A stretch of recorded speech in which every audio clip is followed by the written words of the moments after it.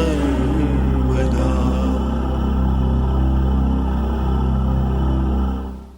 The Bhagavad Gita is a book of mankind's collected experience of and answers to life's most basic questions. Who I am, from where do I come, what is my purpose and destiny, and most practically, how do I find happiness? These podcasts originate in the lectures of Neil Bhatt, a disciple of Swami Chinmayananda. They are presented here in 20 to 30-minute segments, each covering 3 of the Gita's 701 verses. Welcome to Gita Wisdom for Daily Living. We had been discussing chapter 2, Sankhya Yoga, Yoga of Knowledge. Once Arjuna surrendered and said, I am your Shishya, I will do whatever you tell me. I do not know my Dharma, I do not know what is right or wrong, and I'm completely confused. Tell me what I should do, and tell me something which is shreyas, something which is good for me. With that submission, Krishna gave him his version of what is the reality. So when it boils down, so we have seen from verse 11 onwards, that in this 20 verses, from 11 to 30, Bhagavan looks at it from a very highest point of view of who we are, and whether it is worth worrying about anything in this world.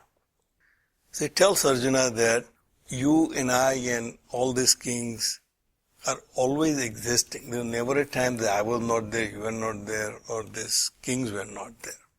So you are worried about non-existence of your relatives, and you're worried about you killing them. That's basically your main concern in taking this decision that this war should not be fought, no matter what the consequences are. Even the evil people will continue doing the evil things, but it's best not to fight this war.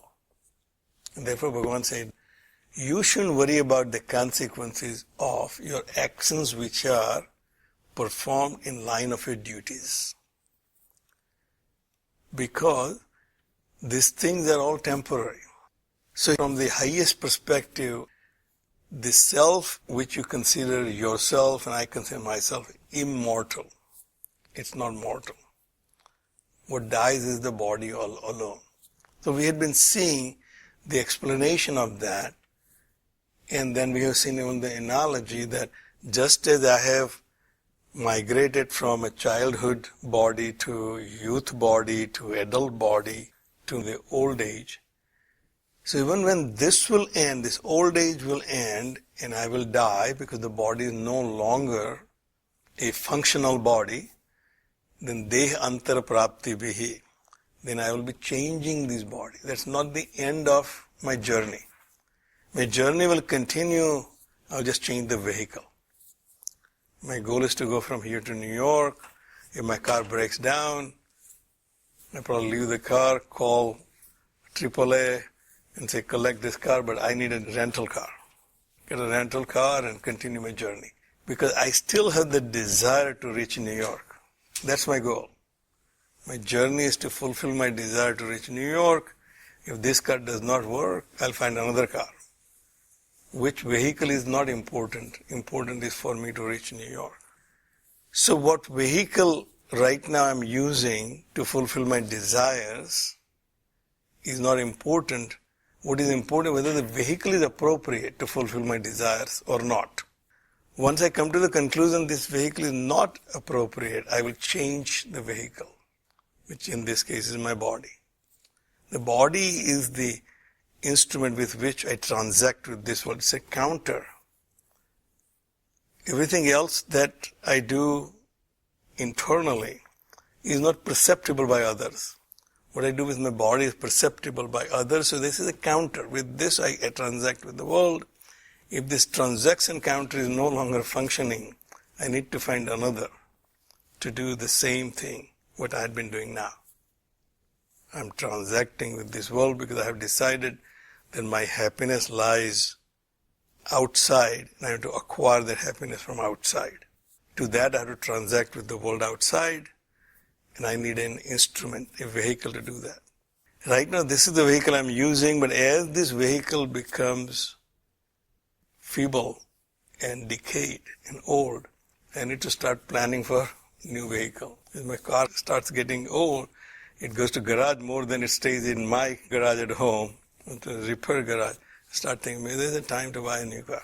So Bhagavan said that this transition from this body to another will be exactly the same as you have transited from childhood to youth and youth to adulthood and adulthood to old age.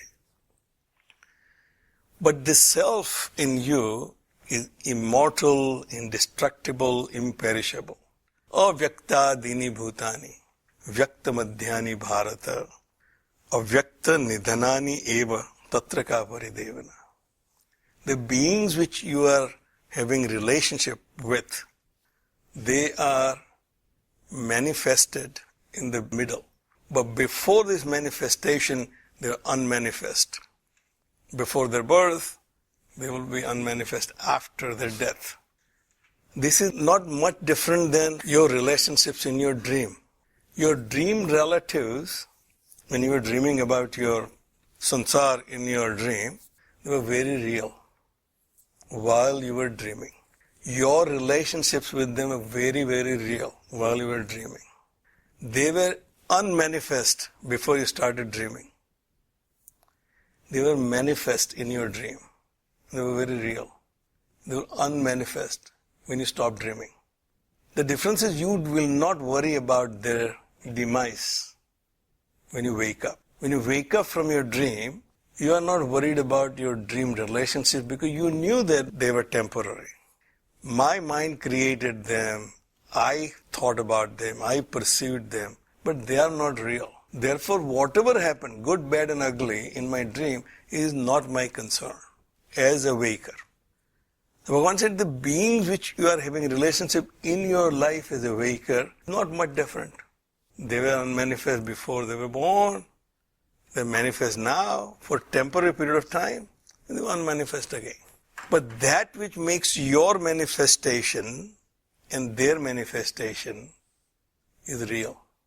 That entity is all-pervading, almighty, which makes my existence possible, also make your existence possible. And therefore you should not be worried about them. And then he says, Ascharyavat pasyati kaschit enam. Not many people can recognize this. But someone who has realized this, who has woken up from that dream, this dream which I call waking, someone who has woken up from that dream, he sees this as wonderment. And you are so overwhelmed by that vision, that experience, that you're awed by it. You're basically speechless. We experience that when we go someplace which we have not imagined, some natural phenomenon like Niagara Falls or Victoria Falls in Africa. If you have not seen pictures, you have not imagined, you just heard about it, when you go there, you're awestruck. And there are no really words you can describe. So the Victoria Falls, the local people call it Mosio Tunia, that means a smoke that thunder. They were so awestruck by it that they could not even describe what it is. They thought it's the smoke which is making this noise. They were so afraid they wouldn't go close to it. As close as they can see the smoke rising and thunder. Mosio Tunia is a smoke that thunder. It's only when the explorers came, like Dr. Livingston, went then said, no, it's not smoke, it's the waterfall. And when you really go there, you're wonderstruck, you can't really say anything about what it is. So he said, Ascharyavat pasyati kaschidenam. Someone who has made enough efforts to rise above the limitations and who has woken up from this dream. So we make enough efforts to get out of our dream. Once we wake up, we say, there's nothing to even talk about the dream because it was unreal. But this waking world is wonderful. So one who has woken up from this dream, he is wonderstruck because this experience is so awesome. He cannot say anything about it. The words which are used for all my experiences to describe are not capable of describing that. Ascharyavat pasyati kaschidenam. Someone. Ascharyavat vadati tathaiva cha anyaha. But someone else who has the experience, he is determined to share with others, I need to describe to others what that experience is all about. Because you guys are all missing out on this wonderful experience. So he will explain that as something marvelous, wonderful experience. He said, forget about all these experiences you have in your life. Once you experience, there is no other greater joy that you will have, greater happiness in your life. I remember I was about 9-10 years old. There was some kind of a family meeting and all the adults were sitting and talking about it. And this person says that now we have stopped going to movies. We don't go to any concerts, anything. Because we get so much joy in this meditation. There is no joy that can compare. And I was 8-9 years old and I said, I need to find out what is he talking about. Because he could not describe what this joy is about. But he said, all these things which you were thinking about, going to movies is a lot of fun, you're going to a concert, a lot of fun, going to vacation, nothing comes close to that. It stuck with me. It stayed with me all my life, that what he said. And I can still picture that meeting. Ascharyavat vadati cha anyaha. But someone wants to share that. And he will just say, it's so marvelous that I can't tell you how good it is. You just have to experience yourself. How wonderful Niagara Falls is. I can't really tell you. Now there's videos and all that, but if you just have to describe in words, you just have to go there and experience yourself. Ascharyavatcha enam anyaha shrunoti. Anyaha shrunoti, people like us. Go to the gurus and what this self is all about. And we learn Upanishads, we learn Bhagavad Gita. But we are still completely baffled by it, what it is. So one who has experience, to him it's awesome experience. One who tries to explain, he says it's nothing but a marvelous experience which I cannot describe in words. But you need to make efforts to experience it. And people like us who are listening to it, we are also in wonderment. I don't know what it is. Everybody's talking about it. Upanishad says this, Brahma Sutra says this, my Guru says that. But Srutva enam vedanacha eva kaschit. Having heard this, no one ever knows what it is. All we can say is, I do not know. Masters have said this, I have faith in them, that they were not bluffing or lying. Upanishad said that, I have faith in them. It must be a wonderful experience. But what it is, I do not know. Srutva enam vedana chena kaschit. Nobody knows it. We have seen the verse before from Kena Upanishad. One who says, I know it, he does not know it. One who says, I do not know, he gets it. That is something which I cannot cognize by my senses.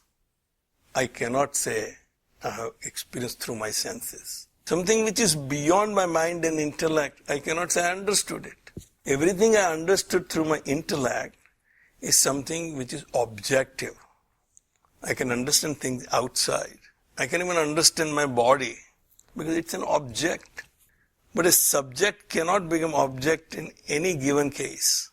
And therefore, Bhagavan says that nobody can describe it. Nobody can understand it. Nobody can think about it. Because all the instruments I have for cognition in this world are limited for the world of objects only. With my senses, I can only experience, perceive the object. Matraha sparsaha tu kaunteya. That senses and sense objects, when they come together, it creates an experience, an understanding of that object. Self is not an object, and therefore no amount of thinking will give you the result which you are looking for. Therefore I say, Srutva piyena vedana cha eva kaschit. And now Bhagavan concluding in one verse, everything we have discussed in last about 17 verses. Dehi nityam avadyo ayam. Dehe sarvasya bharata. Tasmat sarvani bhutani natvam sochitum arhasi. This indweller in all the bodies is imperishable, is avadyaha, indestructible, not vulnerable to any destruction. Indweller all the bodies, not in my body, your body, but any being that you can think of. the essence which makes that being what that being is indestructible. The shape and form and color will get destroyed. The world of objects is driven by causes and effects.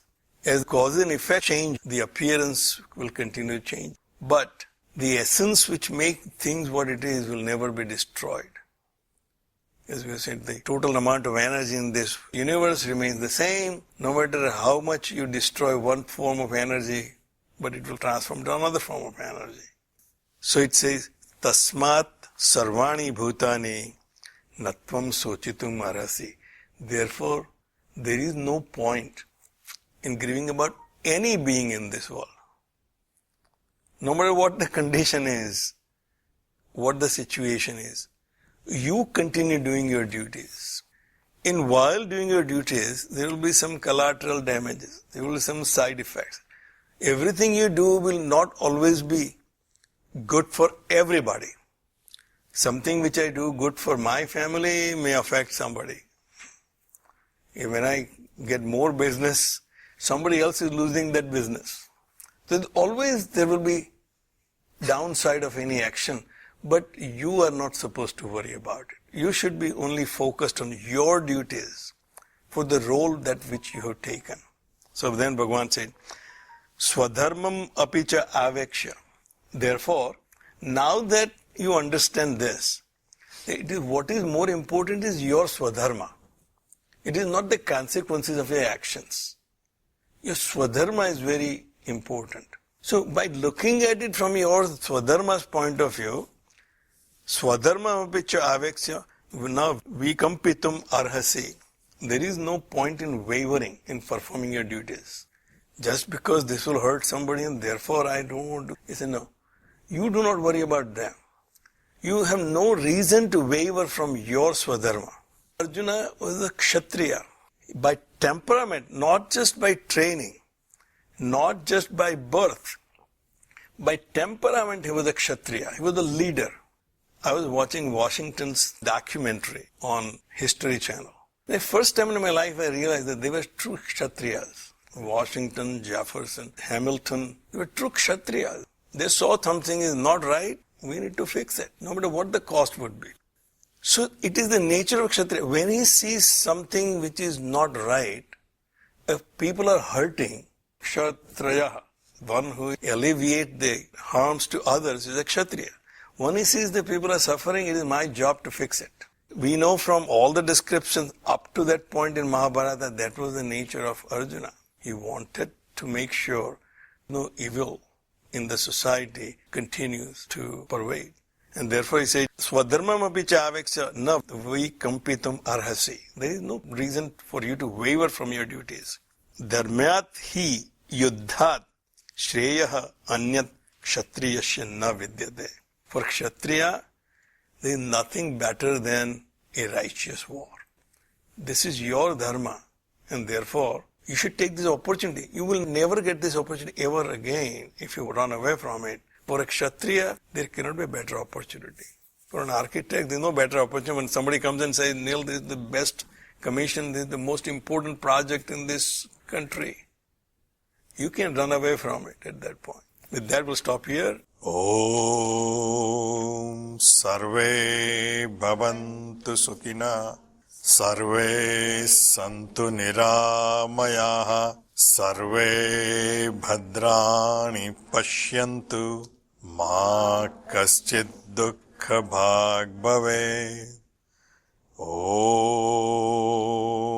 Shantihi Shantihi Shantihi. Harihi Om. Shri Gurubhyo Namaha. Harihi Om.